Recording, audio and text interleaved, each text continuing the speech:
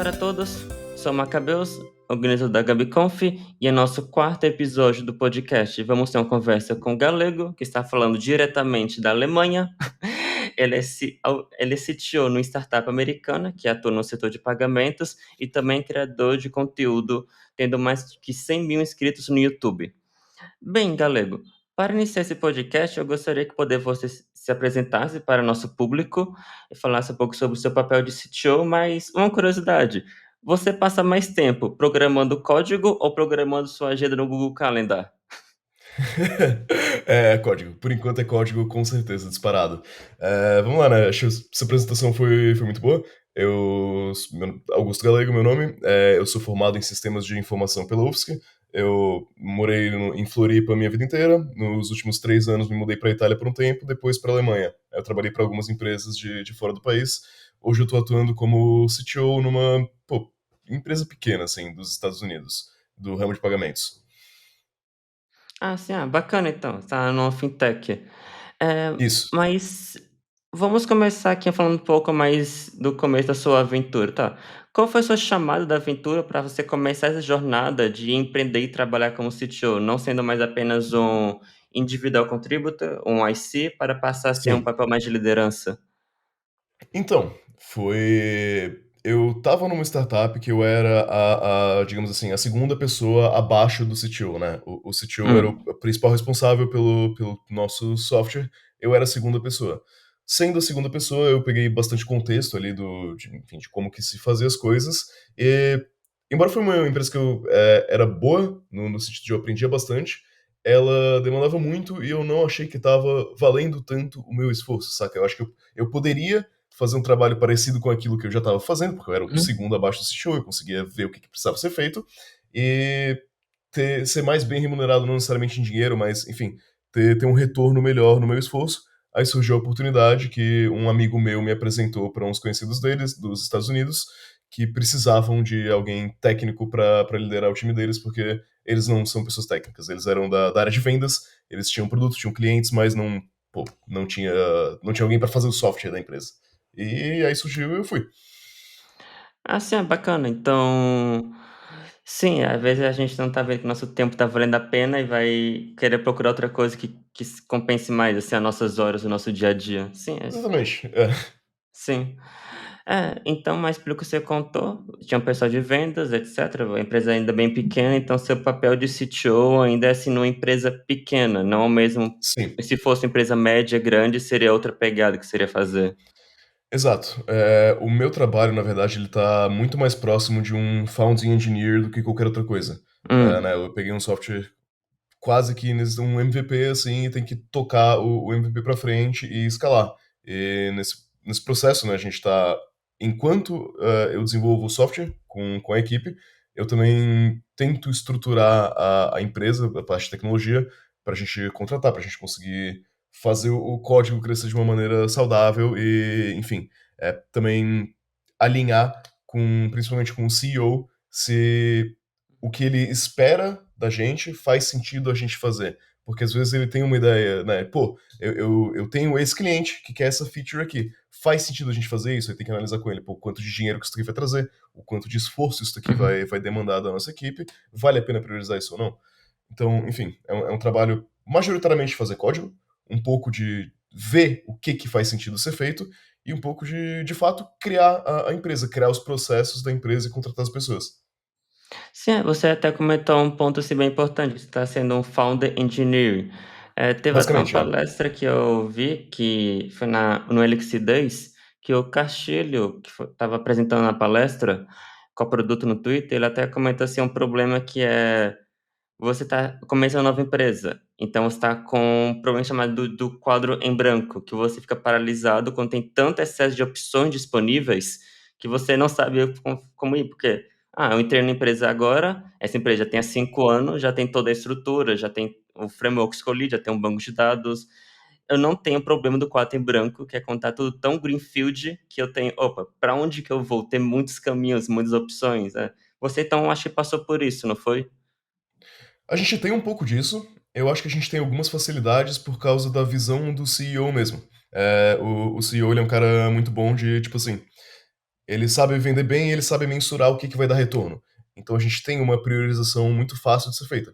Quando você tem a prioridade de tipo, pô, eu preciso entregar isso daqui, já tem a prioridade, claro, tem ainda escolhas que precisam ser feitas de frameworks de como que a gente vai evoluir o código, se a gente vai criar um serviço novo, ou crescer o monolito, ou a gente vai fazer qual forma que a gente vai, sei lá, deployar o front-end, esse tipo de escolha tem que ser feita, mas não é algo que paralisou tanto a gente, porque, não sei, a gente tem uma visão de primeiro entregar as coisas de maneira Sim. viável, sem se preocupar tanto assim com otimizações futuras. Então acho que a gente não tá tão paralisado. Sim, sim, mas saber que o problema existe e como poder evitar ele para não acontecer isso. É, Sim, tomar pequenas decisões primeiro, as mais importantes pode postergar para fazer a sim. coisa Eu mais acho que gradativamente. sim. O problema do quadro em branco que tu falou, ele vai acontecer mais quando, tipo, é que a gente tem os clientes, eles existem, esses contatos existem de empresas antigas enfim, o CEO trabalhava. Então, o produto, ele tá validado. A gente não tá, tipo assim, a gente não tá fazendo algo vamos testar, vamos ver possibilidade A, possibilidade B ou possibilidade C, e vamos testar o mercado e ver qual é que angaria mais usuários. Não, não. A gente tem os usuários, tem os casos de uso. Isso aí tá feito. Então, tendo Sim. isso, não tem um quadro em branco. A gente tem uma direção clara. Sim, é bem interessante.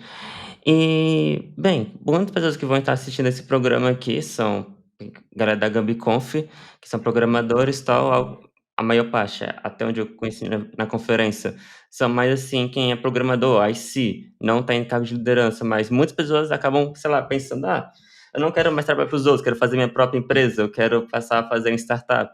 Você tem algum caminho assim da pedra que você pode recomendar assim para a galera que quer começar a empreender?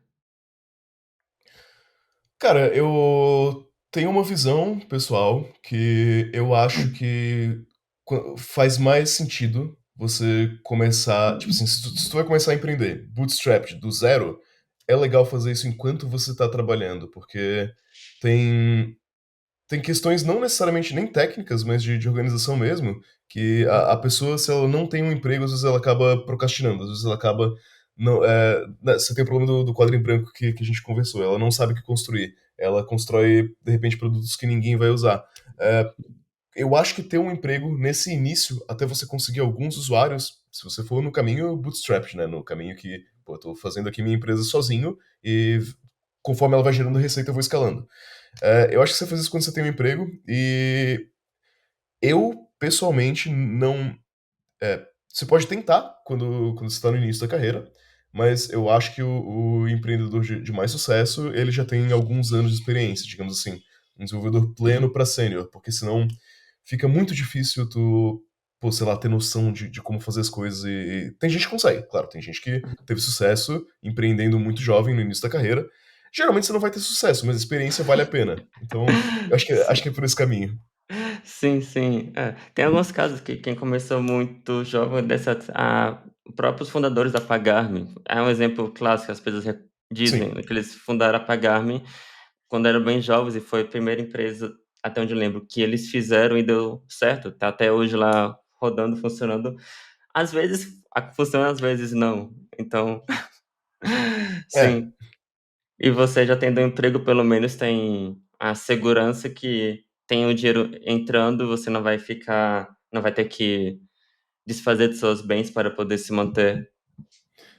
sim, e também no emprego você está sempre assim, é esperado que você esteja sempre se desenvolvendo e progredindo de alguma maneira e Uhum. enfrentando desafios de uma empresa pequena, média ou grande. Quando você está criando algo do zero, você só tem o desafio de entregar o MVP. É bom você já ter essa experiência de trabalhar numa empresa média, porque você já sabe o que você vai enfrentar ali para frente. Então Sim, acho que vale a pena, acho que precisa disso, na minha visão, né? sim. Mas no caso, atualmente, você só está focado na sua empresa que está fazendo agora startup de pagamento, você não está com outro emprego aqui. Você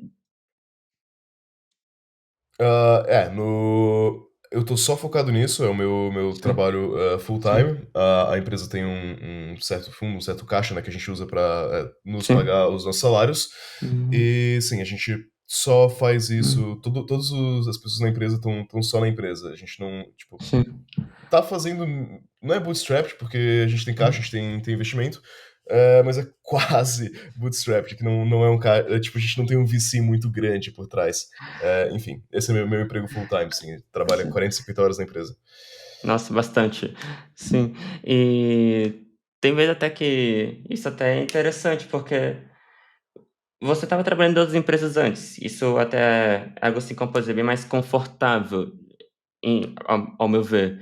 Mas você não poderia, sei lá, continuar trabalhando para sua empresa grande, europeia, assim, bem mais estável, assim, com mais tranquilidade. Teria até menos risco para você mesmo do que você ir no caminho incerto de abrir uma startup e investir nesse Poderia, ponto?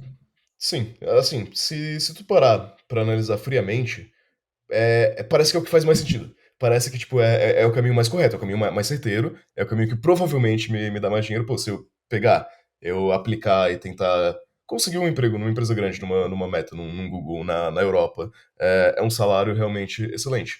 Mas você não faz as coisas, tipo, 100% racionalmente no frio ali, no papel. É algo que eu me sinto melhor nessa tentativa de empreender. Eu também quero muito a liberdade de poder, tipo, meio que fazer o que eu quero, de morar onde eu quero. Por exemplo, se eu me encostar numa empresa grande europeia, eu vou ter que morar em um país fixo, provavelmente, quase com certeza. Eu tô meio nômade agora, eu tô indo meio que pra onde dá vontade. Então são trade-offs, né? O estilo de vida de empreender é o que tem feito mais sentido pra mim. Não sentido monetário, eu não acho que faz sentido monetário, acho que seria melhor eu tentar entrar numa FANG, mas é o que eu quero. Tipo, eu não Assim, consigo fazer outra coisa, é o que dá vontade. sim.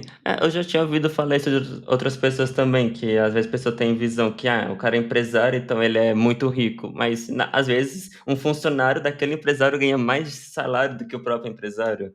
Então, financeiramente, às vezes empreender pode dar muito certo, como talvez não seja a opção mais racional. Também, assim, né, eu sou alguém que tem bastante tolerância a risco, então o empreender, né, é a probabilidade muito alta de não dar certo, só que se der certo também, acabou, Sim. assim, você tá feito. É um risco que me atrai, não sei. Sim, sim.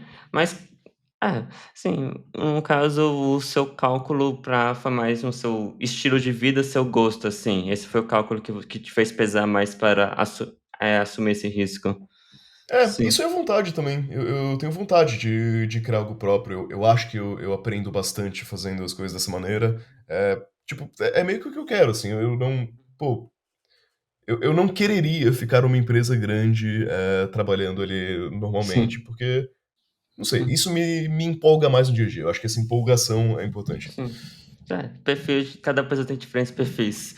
Sim. Sim. E uma coisa que eu estava vendo no seu Twitter e outros vídeos que você comenta, você curte bastante, assim, a parte de finanças. A gente está falando de finanças que em startup é um risco.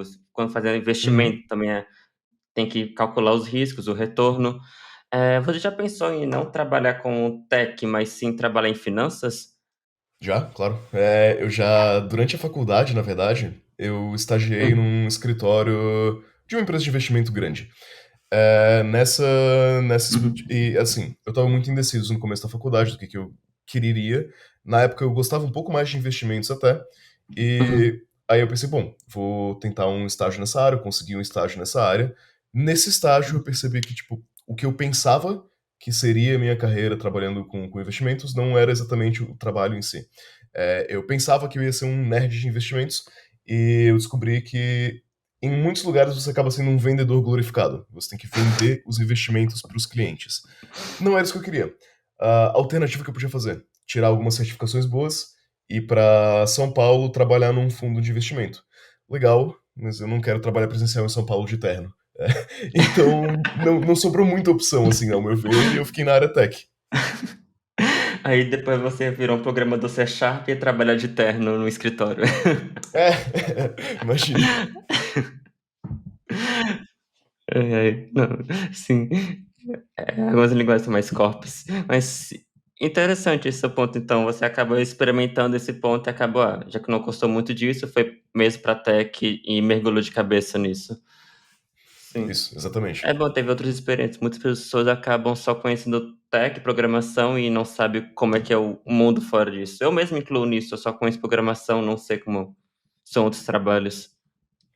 Cara, assim, eu diria que eu também, na verdade, porque se juntar os outros trabalhos que eu fiz, não dá um ano de coisas diferentes Ah, de tecnologia. Então eu quase que só conheço isso também. uhum. Mas, eu não sei, na minha pequena experiência em outras coisas, eu percebo que tecnologia é o conjunto de tudo é o que oferece o melhor benefício para mim. Sim, interessante. Sim, só estendendo um pouco mais esse ponto de parte de financiamento, investimento, melhor dizendo, muitas pessoas aqui que escutam o programa são programadores, tem o nosso perfil assim, tal. Você tem alguma recomendação bem pontual de investimento ou do que não fazer, pelo menos, para quem é da área de dev e quer começar a não só deixar o dinheiro rendendo parado? Sim, assim, ó, a pessoa ela tem que investir naquilo que ela conhece e eu acho que ela tem Uhum, que a principal coisa que se diz no mercado financeiro, né, é que em investimentos, o único almoço grátis que existe é a diversificação. É a única uhum, coisa que você pode fazer que, tipo, te dá um benefício sem muita contrapartida. Algo que as pessoas de tecnologia fazem, que eu acho um erro grande, você é alguém de tecnologia, você pensa, pô, eu entendo de tecnologia, eu entendo das empresas de tecnologia, eu vou botar todo o meu dinheiro em Apple, Microsoft, Facebook, Google e Nvidia. E já era. E você está colocando o seu patrimônio, ele tem o mesmo risco que o seu emprego. Porque se o mercado de tecnologia cair muito, você provavelmente perde o seu emprego e seus uhum. investimentos caem. É algo que não é a recomendação usual. A recomendação usual para as pessoas é elas usarem o investimento para proteger a vida e se proteger de algo ruim que possa acontecer na carreira. Então, por vezes, não faz tanto sentido eu apostar na mesma coisa que é a minha carreira, faz sentido eu apostar em outras coisas. Então, pô, você poderia pegar uma cesta diversificada de ativos, que é o que eu acho que faz sentido todo mundo fazer, tá? Ter algum grau de diversificação e que vão balancear o risco que você já está tomando na sua carreira. Sim, interessante. É aquela frase, assim, clássica de não colocar todos os ovos no mesmo cesto. É, exatamente. Sim, é interessante então esse ponto. É, no meu caso particular, assim, como eu não tenho muita cabeça e tempo para ver isso, eu só sigo aquela estratégia do Bogle Hedge. Eu só pego Uhum. vários ETFs bem simples, bem amplos, eu deixo lá, eu esqueço que existe. Eu passo, ah, nossa, eu Boa de lembro que eu tenho aqui excelente. na minha carteira, eu deixo, depois de 3 meses eu olho. Às vezes eu faço um stock pick só quando eu quero brincar, mas boa parte é Uhum. só em ETFs super amplos. Não sei se é o melhor É, caso, mas é o que eu faço, porque é o simples para mim. assim, para todas as pessoas que não querem dedicar muito tempo para investimentos, eu acho que é a melhor maneira de se fazer. Assim, se você não tem esse tempo, não tem esse interesse, não quer estudar, não quer, enfim, se aprofundar muito e ficar noiando em cima disso, eu acho um caminho excepcional. É o que a maioria das pessoas deveria estar seguindo esse caminho, ou então, né, ter alguém de confiança que te ajude a fazer isso também. Mas também é muito difícil encontrar alguém de confiança, então a estratégia Bogo Head ela é excelente. Sim, eu, se fosse alguém de confiança, teria que ir para algum falar com algum vendedor de investimento, no caso galego do passado, para poder orientar nisso. E aí, será que tu sabe que eu tô te vendendo algo que é bom pra ti ou algo que é bom pra mim? Existe esse problema. Ah, isso é complicado, eu teria que confiar no galego do Sim. passado. Aham. Sim, mas você até falou um ponto que sobre falar com alguém para seguir recomendações. Teve uma vez que você comentou para todas as pessoas não copiarem a sua carteira. Mas qual a Sim. lógica disso? Eu não posso confiar em você? Não, você não pode confiar em mim. Você não pode confiar em ninguém. Mas é o seguinte, a lógica disso é que, tipo, cada pessoa tem um perfil de risco diferente, uma vida completamente diferente, né? A gente estava conversando aqui sobre como eu trabalho em startup. O meu risco, morando na Alemanha, trabalhando numa startup para os Estados Unidos, eu tenho 28 anos, eu ganho em dólar. É totalmente diferente de alguém que, sei lá, mora em São Paulo, por exemplo, e trabalha presencial numa empresa de tamanho médio. A nossa perspectiva de vida é totalmente diferente. No momento, não tenho filhos, não tenho dependentes, não tenho casa, não tenho carro. Os investimentos que eu faço precisam levar em consideração a minha idade, a minha propensão a risco, da onde vem o meu salário, os meus gastos, e nenhuma pessoa vai ter uma situação exatamente igual a outra pessoa. Então, cada pessoa vai ter que fazer algo que faça sentido para ela. Assim, pô, eu, morando na Alemanha, eu preciso ter uma reserva de emergência de tantos meses em euro. Não faz o menor sentido você ter isso no Brasil, saca? Tipo, você tem que ter o Carteira adequado para sua vida. FGTS, tem um aviso para sim. Aham. Entendi, faz sentido. Essa é a Mas ideia. eu sei que tem aquelas estratégias, que tem até aquele aplicativo que é acho que é Autopilot, que simplesmente copia a carteira de investimento do Warren Buffett, quando ele estava nisso, outras pessoas, e Aham. deixa no automático, por isso o Autopilot. Sim. Você poderia fazer isso, assim, tá? Supondo que você definiu Sim. que a estratégia do Warren Buffett é certa e que copiar ele é o caminho para ganhar muito dinheiro. Dá para você fazer isso, só que você tem que também levar em contexto que, por exemplo, Warren Buffett não tem reserva de emergência em real. Warren Buffett não vai financiar um imóvel em São Paulo. Se você vai fazer essas coisas, de repente é interessante você ter algo em real para te preparar para esses gastos e esses riscos em real. Mas claro, você pode copiar uma parte da carteira dele, não é errado também. Sim, sim.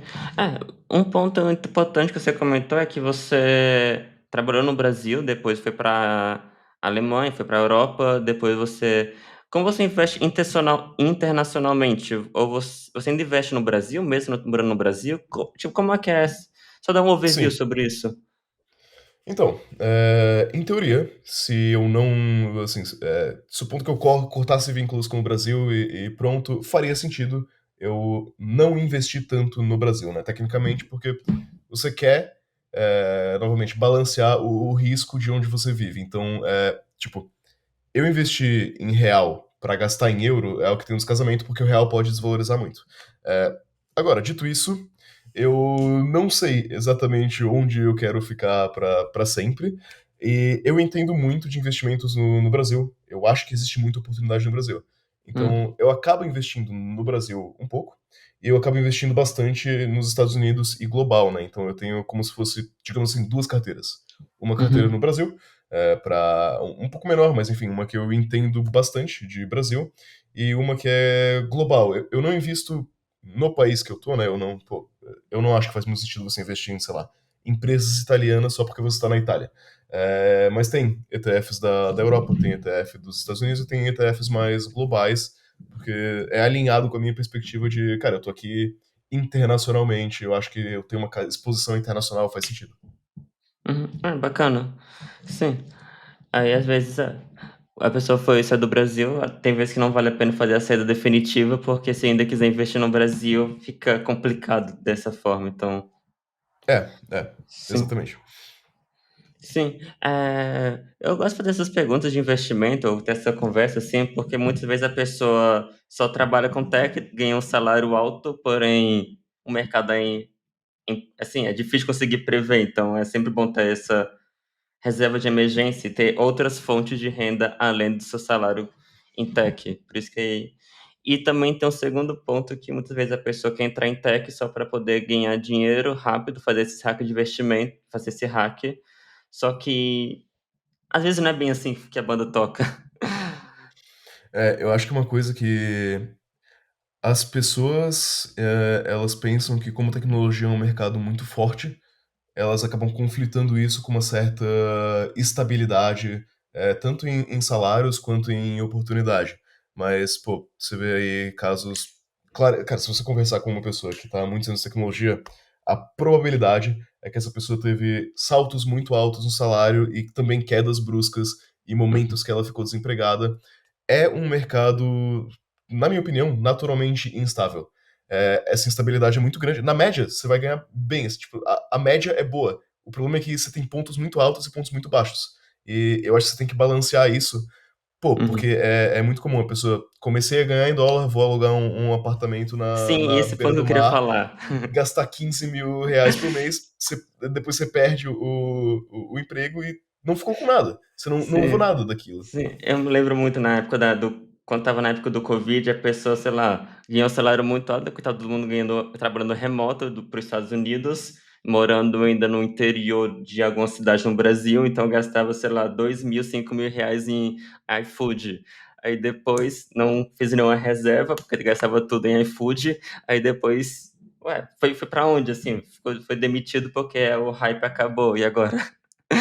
Então, pô, a gente tem essa instabilidade muito grande, né, a pandemia mostrou isso, todo mundo foi contratado, os salários subiram muito, ali em 2022, 2023, metade foi demitido e as recontratações foram em salários mais baixos.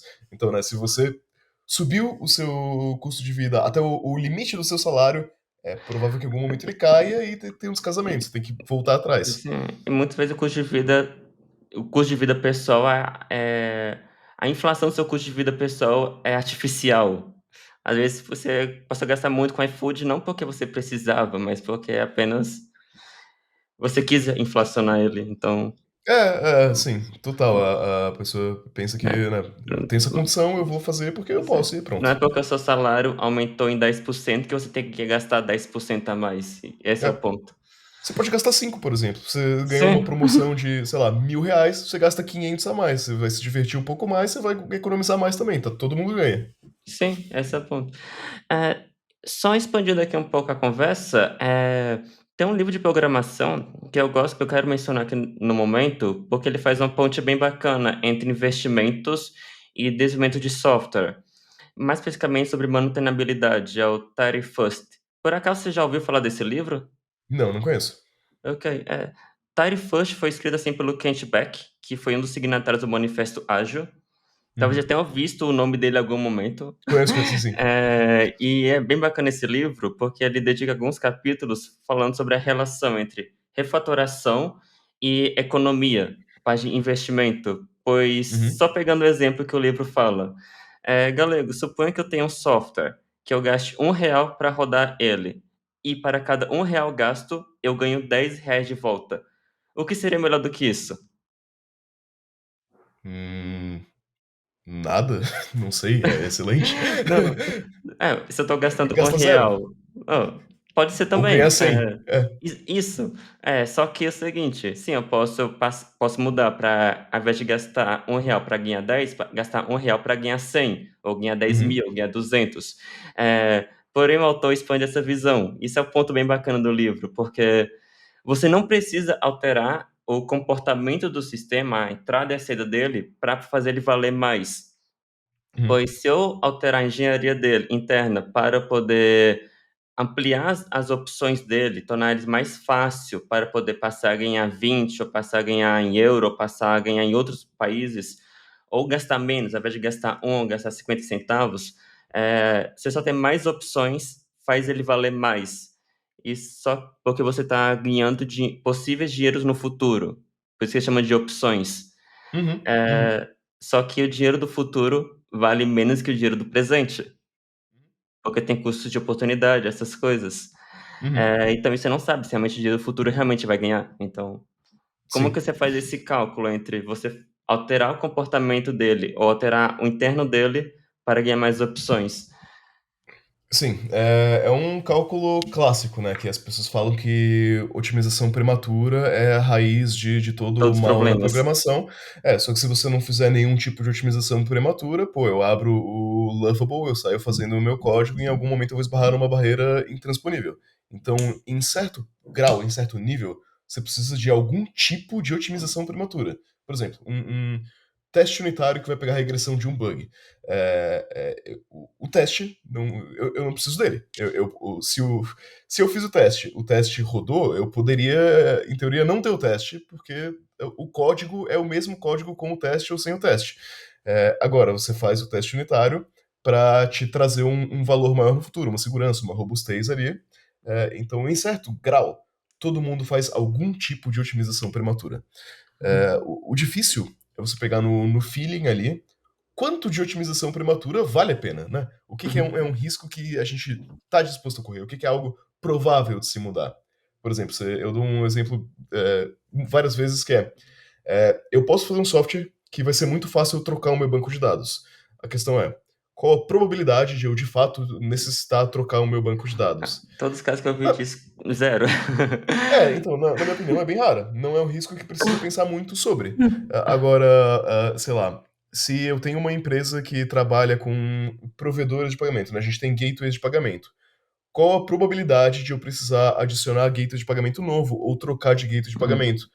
Na minha visão, como alguém que fez isso algumas vezes, é 100%. Se a sua empresa durar 10 anos, você vai trocar de provedor de pagamento em algum momento, quase com certeza. Porque a Stripe vai subir o custo, você vai pensar, eu vou usar aqui a Lemon Squeeze que está mais barato. Lemon Squeeze vai ser comprada pela Stripe, vai subir o custo também, você vai pensar, pô, eu vou lá para Abacate Pay para transacionar Pix. E aí, né, é algo que sempre muda. Então, tem algumas que Sim, fazem muito sentido. Você preparar o seu software para, por exemplo, plugar ali, fazer um plug and play, um ports and adapters de métodos de pagamentos, fantástico, é uma otimização prematura que precisa ser feita. Preparar para uma troca de banco de dados, talvez não. Você sempre tem que ter. Como eu faço, né? 100% feeling. É tudo achismo, feeling e pensando, sim. tipo, pô, qual Uhum, a probabilidade que eu tô chutando na minha cabeça de que isso aqui vai acontecer, de que uhum. isso vai ser necessitado no futuro. Mas assim, Sim. né, é bem essa ideia de economia mesmo. Sim, exatamente. O nome do livro tem esse Tire First, exatamente porque você vai querer arrumar o programa primeiro ou deixar Tire Later para arrumar depois. No caso do gueto de pagamento, talvez seja melhor fazer já primeiro, fazer a arrumação para ganhar mais opções de poder trocar depois facilmente de Stripe para um Abacate Pay, por exemplo. Uhum. Tem É, algo similar a isso, que é algo que eu conversei com o Sibelius, que pô, não lembro se ele é CEO ou CTO de também uma empresa de pagamentos no Brasil. O Sibelius fala que uma startup ela precisa ser rápida em construir um software novo. Então, a sua startup, as pessoas, a cultura, os processos da empresa precisam ser rápidos em, por exemplo, criar um sistema de autenticação, em criar novo software mesmo, criar novas funcionalidades ou softwares diferentes, ou pivotar, porque uma startup, né, tá sempre pivotando. Então, acaba que o trabalho da empresa não necessariamente é fazer um software bom, mas é conseguir fazer esse software, porque em algum momento isso pode ser demandado. É quase que o mesmo conceito. sim, sim. E em situações que é mais caótica, conseguir alterar rápido é preferível. Claro, se você estiver trabalhando num sistema que é cheio de regulamentação, burocrático, e só tem novas mudanças a cada 10 anos, não precisa muito se preocupar com isso. Mas se for uma coisa que está toda hora mudando, sei lá, uma rede social talvez, aí conseguir alterar mais facilmente acaba sendo mais importante. Então, Uhum, o valor da da refatoração muda dependendo de onde tá o sistema tá rodando. uhum, Sim. E falando sobre opções e oportunidades para o futuro, acho que a nossa própria carreira como deve também estar nisso. Se eu posso estudar uma parada hoje, porque talvez vai ser importante no futuro. E nesse falando sobre isso, você acha que Elite Code tem algum valor além de entrevista? Você gosta de Elite Code, então quiser falar sobre isso. Vamos lá, como eu sou suspeito pra falar, né? A coisa mais importante do mundo é Elite Code. Não, brincadeira. Ah, assim, tem algum valor, eu posso te dar duas respostas. A primeira é que, para grande parte dos empregos, em muitos momentos, inútil. Você, em muitos momentos, não vai se utilizar do conhecimento de Elite Code no seu dia a dia. Às vezes você vai. Às vezes você vai. A compreensão de estrutura de dados e algoritmos vai te dar ali um conhecimento de como usar melhor banco de dados, de como escrever o seu código de uma maneira um pouco melhor. Você ter noções básicas ali de Big O, por exemplo, vão te ajudar a fazer um serviço que escala um pouco mais. Mas não é uma importância tão absurdamente grande. Para a maioria das Hum. pessoas, em momentos da carreira, existem outras prioridades. Isso se torna uma prioridade quando você vai fazer entrevista. Aí você precisa saber bem. É, eu também acho, cara, tem uma ideia que eu penso que tem muita coisa muito difícil em Elite Code e, tipo, é muito mais difícil, na minha opinião, você resolver problemas difíceis de Elite Code do que você fazer um CRUD em alguma linguagem. Quando você resolve esse problema difícil, as outras coisas parecem mais fáceis. Eu sinto isso, eu sinto que me ajuda a pensar a programação um pouco melhor. Posso estar inventando na minha cabeça, pode não ser realidade, mas é o que eu sinto, que eu acho que faz sentido, saca? Tipo, se você, sei lá, correr uma maratona, em algum momento correr 2 km fica bem fácil. Sim, você fica mais calejado. Eu acho que sim. Sim, tá deixando o cérebro a cabeça mais calejada nesse sentido. Você falou sobre entrevista e Elite Code, eu só queria usar essa oportunidade para poder falar de um modo de entrevista que que aplicaram comigo, eu gostei muito e passei a replicar, que foi o seguinte, que é bom porque mata o lead code. É o seguinte, eu fui fazer entrevista para a empresa, não sei se eu posso falar da empresa aqui, mas enfim, eu fui fazer entrevista há uns 3, 4 anos atrás. E eles fizeram o seguinte: eu tinha que começar a abrir uma call, tal, e eu fazia SSH numa máquina. Podia usar o VS Code com o modo remoto dele, ficava mais fácil. Uhum, E era um sistema bem grande, tinha centenas de arquivos, cada arquivo tinha centenas ou milhares de linhas.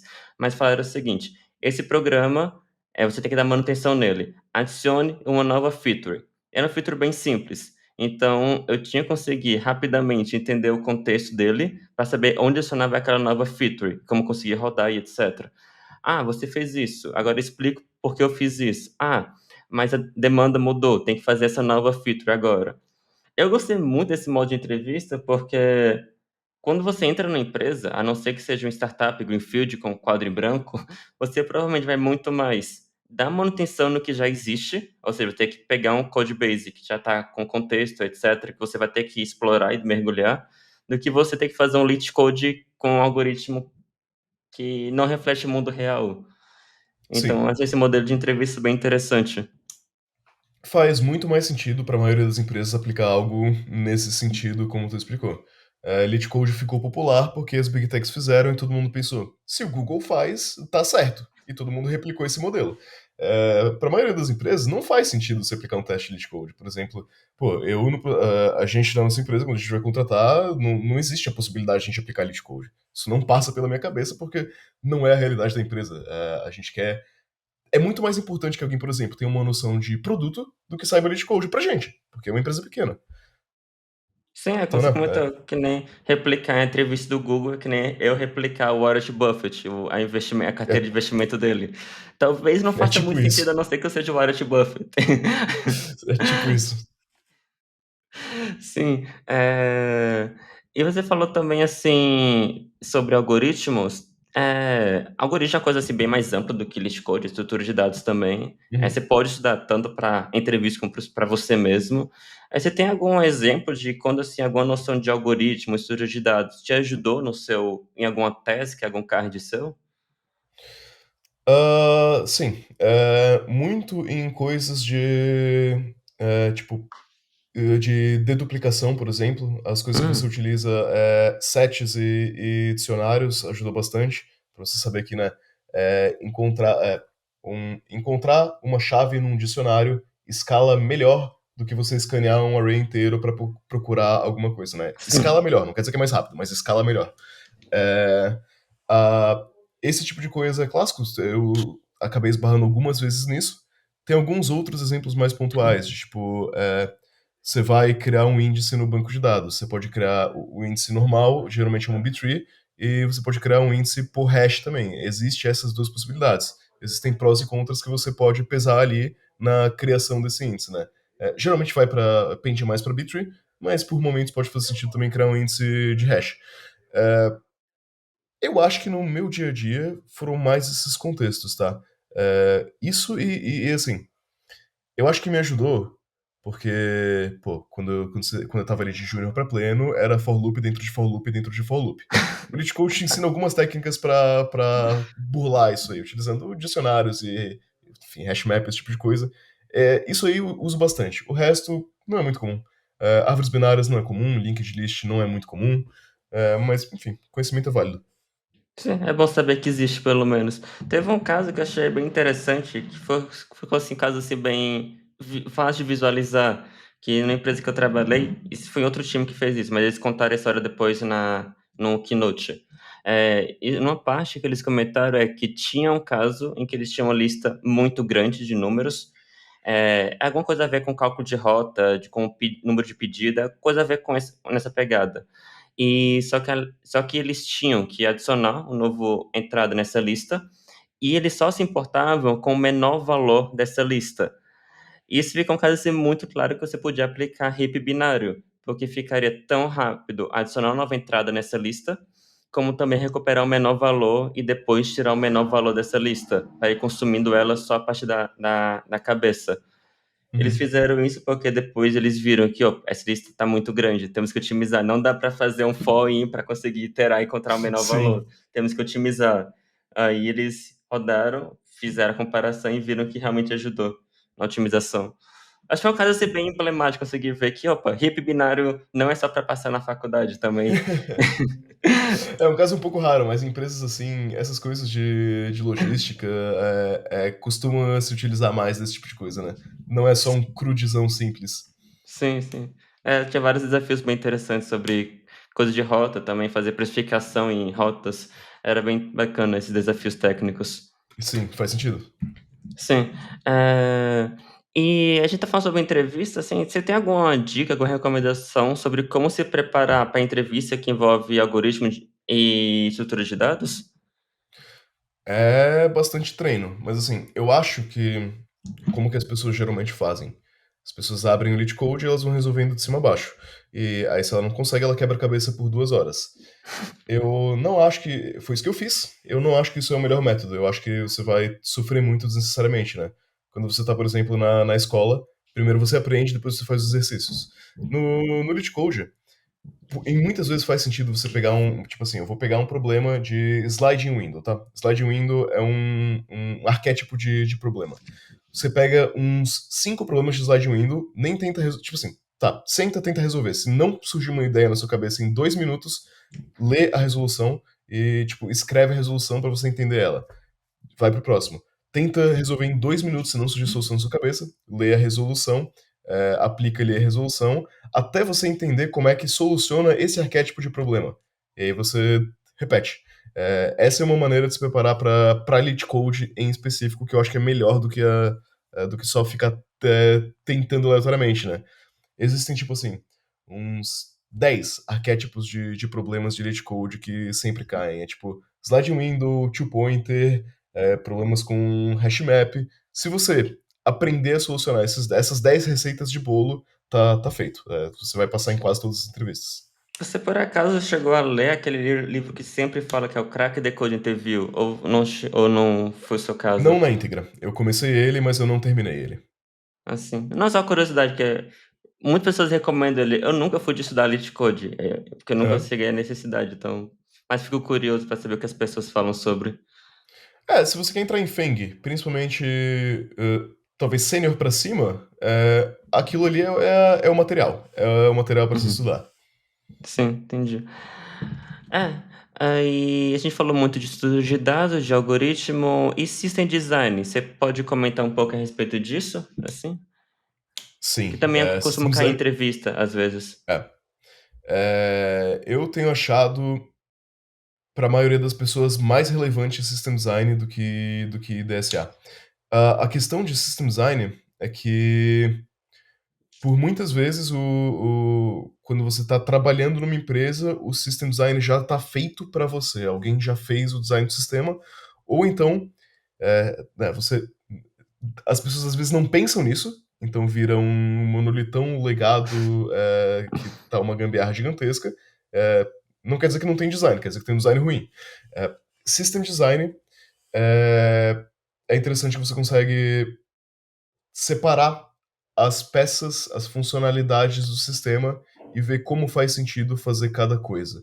Eu acho bem importante para criar serviços tipo, para escalar o seu MVP é algo que vai ser bastante importante.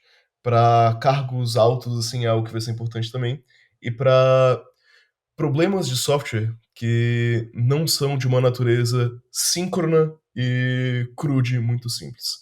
Quando você começa a lidar com coisas assíncronas que dependem de Uhum. provedores externos, que, sei lá, dependem de outras coisas e que podem, serviços que podem estar online ou não, System Design começa a ficar bem importante, para você entender que, pô, eu vou bater nessa API aqui externa, talvez não dê certo, talvez dê um erro, eu preciso estar retentando aqui. Se eu jogar isso dentro do meu próprio do event loop do meu serviço, talvez eu trave o event loop. Se tiver 200 requisições e eu ficar retentando ali o tempo inteiro, pode ser que eu crache o meu programa só porque eu não deleguei isso para uma fila, para, enfim, algo nesse sentido. Então, eu Sim, acho importante. sim. E às vezes, sei lá, você começou a programar o sistema sem pensar muito e acabou a arquitetura dele acabou sendo algo, assim, muito orgânico, que não está. Que existe alguma arquitetura, mas a arquitetura não reflete a forma mais otimizada que poderia resolver aquele problema. É. Às vezes Sim. também as pessoas acham que é, tipo, é algo que vai uma complexidade adicional, mas a ideia é justamente remover um pouco da complexidade, né. A gente preparar o sistema para a gente conseguir fazer ele ir mais longe em menos tempo, não em mais tempo. Uhum. Certo. E já assim, partindo para o encerramento, assim, do programa, tal, durante a conversa nós vimos que você trabalhou em empresa no Brasil, até a página de financiamento, a empresa de investimento, depois você foi para Europa, agora você está trabalhando uma startup que está abrindo nos Estados Unidos. Eh, Você teve, assim, várias partes de cultura, assim, diferente. Você pegou um pouco da cultura de trabalho no Brasil, depois na Europa, agora nos Estados Unidos. Tem algum, assim, ponto que você queira que te destacou bastante nessas diferentes localidades? Existem algumas diferenças, eu não acho que elas são pelo menos na minha experiência, elas não foram tão significativas a causar um choque muito grande. Eu trabalhei primeiro para o Uhum, Brasil, enfim, é normal, né? uhum, É o que a gente considera normal. Quando eu comecei a trabalhar para a Austrália, pelo menos na empresa que eu trabalhava, eu senti uma similaridade, era igual. A forma como que a gente trabalhava, lidava as coisas, era muito parecida culturalmente. Para mim, não diferia muito das uhum, culturas das empresas que eu trabalhei anteriormente. Para mim, foi exatamente a mesma coisa. Na Europa, assim, no sul da Europa, também eu não notei tanta diferença em relação ao Brasil, né? O pessoal tem um malejo, é assim, mais que a gente brasileirado. tem, é mais abrasileirado. Eh, o ponto mais fora da curva, eu achei, foi trabalhar com os alemães, e num sentido, na verdade, positivo, na minha opinião. Porque o alemão ele é bem, pelo menos onde eu trabalhei, né, não posso generalizar o país inteiro que eu trabalhei em uma empresa. Nessa uma empresa, eles são bem certos. É tipo, a gente tem o horário de entrada, a gente tem o horário de saída, e eu gosto da impessoalidade com que eles lidam com as coisas, né. Algumas pessoas acham que isso sei lá, grosseria, mas pra mim parece era algo eficiente. Tipo assim, sabe quando alguém faz um código que sobe um pull request que tá absolutamente horroroso e tem 300 coisas pra corrigir? O alemão, ele vai olhar, pelo menos os que eu trabalhei, vão olhar e vão falar: "Cara, isso aqui tá horroroso por motivo A, B, C, D, conserta". E, tipo, não é uma ofensa pessoal, não é um ataque, é só que seu código estava uma porcaria mesmo e não dá pra subir, tem que ser consertado. E Uhum. no final do expediente, às 6 horas pontualmente vocês vão sair, tomar uma cerveja depois e tá tudo certo. Não, é o trabalho é muito mais impessoal, isso é o que eu apreciava, é o que eu achava bastante positivo. Fora isso, não tem tantas diferenças assim no ponto do trabalho. Existem mais diferenças culturais, mas a respeito do trabalho, não muito. Uhum. Sim, muitas pessoas comentam esse mesmo ponto que você falou. Nem precisa chegar no ponto de ir para a Alemanha, mas mesmo em Portugal, pelo menos, eu também noto que tem essa a diferença entre o galego pessoal e o galego de trabalho são 2 entidades diferentes e você tenta não ficar misturando tanto. Então, você pode falar mal do seu PR, mas você ainda vai ser seu amigo, você vai poder conversar, beber uma cerveja junto, tal, tem essa diferença. E às vezes você, eh, não falar de um problema que você fez durante o trabalho estaria meio que, eh, sendo uma ofensiva para você, como se você não tivesse a maturidade para poder receber aquela crítica. Então você Exatamente. deixar de criticar é ofensivo. Uhum. Isso também é Sim. bom até num sentido de eficiência da empresa, porque a ideia é a gente trazer os problemas à tona o mais rápido possível para a gente conseguir corrigir eles. Se as pessoas acreditam que uma crítica ao trabalho é uma crítica à própria pessoa, aí não tem muito como dar certo. O software não vai evoluir muito. Sim, é interessante ver essas diferentes culturas de trabalho, conseguir ter essas vivências, assim, de como outras pessoas costumam enxergar o mesmo objeto. Bem bacana Aham. isso. Só por curiosidade, teve algum pró e contra dos países que você viveu, assim? Todos eles têm, com certeza, todos eles têm prós e contras, né? A Itália tem um clima em grande parte do ano que eu acho agradável, menos no verão. Eu não morava perto da praia, o verão eu achava insuportável. Mas, enfim, o clima era um pró. a comida, ela é boa, mas eu prefiro ter a comida do Brasil no dia a dia do que a italiana, mas enfim, a comida era boa. E, né, todos os países têm prós e contras. A Itália é burocrática, mas as Mais que cidades no da Brasil? mais que no Brasil, eu acho, quase com certeza. As cidades da Itália são muito bonitas, mas é mais difícil você fazer amizade. O turismo é mais fácil, existe mais segurança, mas não é tão festivo quanto o Brasil. Não, não parece tão alegre, não parece ter tanta, não sei, tanta festa, tanta diversão assim para se ter, né? Todos os países vão ter prós e contras. A Alemanha é um pouco mais fria. Na cidade que eu morei, não muito, tá? Sinceramente, não, entre o norte da Itália e o sul da Alemanha, pô, para mim não notei tanta diferença assim cultural, mas a Alemanha é um país extremamente organizado, que as coisas pô, é muito burocrático também. A diferença é que a burocracia da Itália não funciona, a da Alemanha funciona. E às vezes isso é pior, porque a burocracia disfuncional da Itália significa que em alguns momentos não precisa levar tão a sério. A da Alemanha tem que levar a sério, isso é mais chato. Mas, enfim, tem esses prós e contras. O clima da Alemanha é pior por causa da É chuva, mais do frio frio e também. tal. Tipo, eu gosto de frio, mas assim, não precisa ficar mais frio do que 10 graus, sabe? Entre 10 e 25 tá uma temperatura legal. Essa é a temperatura da Itália. A Alemanha fica bem mais frio que isso. A comida da Alemanha é muito sem graça. Eu não vou dizer que ela é ruim, né? Porque é batata. Tipo, não é ruim, mas não, é muito sem graça. Você sente falta enfim, só come em restaurante de outros países, né? Sempre tem prós e contras. Sim. Ah, bacana. Ok, encerrando aqui com esse clima mais leve, tá, tem alguma consideração final para passar para o pessoal que está assistindo aqui? Uma consideração final para passar para o pessoal é. Deixa eu pensar um segundo. Cara, eu acho que a maioria das pessoas tende a, pelo menos pelos comentários que eu recebo, a buscar algum tipo de hack, algum tipo de segredo, alguma coisa pra você avançar mais rápido. E da maneira, eu nunca encontrei tipo, uma maneira que essas coisas funcionassem. Eu nunca encontrei nenhum hack pra avançar muito rápido. Eu acho que o caminho que mais faz sentido é você ir com calma, né? Perceber que a sua carreira vai ser uma maratona e ir entendendo mesmo como as coisas funcionam, porque o conhecimento ele vai acumulando. É uma das poucas coisas que você vai acumulando e levando de um emprego para outro, né? Que vão agregando valor na sua carreira. Eu não acho que faz sentido a gente tentar maximizar o máximo possível da produtividade hoje, em detrimento de conhecimentos que você vai carregar para o seu futuro. Então, eu acho que essa compreensão de que é uma maratona, de que o processo é lento mesmo, que demora décadas mesmo, e tentando agregar valor no seu conhecimento, na sua capacidade, é o caminho. É o caminho lento, que é o único que existe na minha visão.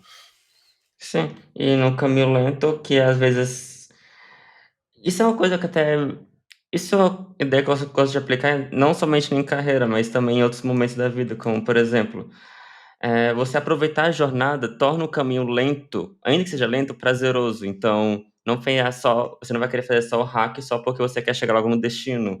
Você aproveitar a jornada é muito importante. Aí você tá gostando da jornada, o do caminho lento, ficar aprendendo o básico e avançando de passo a passo, acaba tornando isso mais prazeroso e até chegando no final melhor. Claro, às vezes você tem que perceber que a maneira, entre aspas, mais eficiente de se fazer as coisas não é a maneira mais eficiente de se fazer as coisas, porque Uhum, se eu quiser entregar um MVP o mais rápido possível, bom, eu vou ficar 24 horas no dia acordado e eu destruí o resto da minha semana. Minha produtividade foi mais baixa porque eu tentei fazer ela ser mais alta hoje. Se eu forçar muito em coisas que eu não gosto, eu posso ter um burnout. Isso vai me atrasar muito mais do que se eu tivesse, de repente, feito as coisas de uma maneira mais leve, menos eficiente, entre aspas, né? uhum, Visando mais essa uhum, continuidade, né? Visando eu ter algo sustentável mesmo, uhum, que eu consiga sustentar por longos períodos de tempo. Se eu tô fazendo algo que todo o dia me estressa muito e me drena absurdamente, provavelmente não é durável. Pode ser o que vai me dar mais dinheiro hoje, mas eu não acho que é o uhum. mais eficiente no longo prazo, né? Tem que levar Sim, isso em consideração. sim. Então essa consideração do Galego, muito obrigado por participar aqui do podcast da GambiConf, fico contente. As citações que foi feito do livro, dos tópicos que comentamos aqui vão estar na descrição, para caso você queira ver mais a respeito. As redes sociais do convidado também vão estar na descrição, para você conseguir ver mais sobre os tópicos técnicos que foram abordados aqui. E é isso, ok? Show Muito demais. obrigado. Obrigadão, cabeça. Prazerzão estar aqui. Valeu, pessoal. Abraço. Gostei bastante dessa conversa.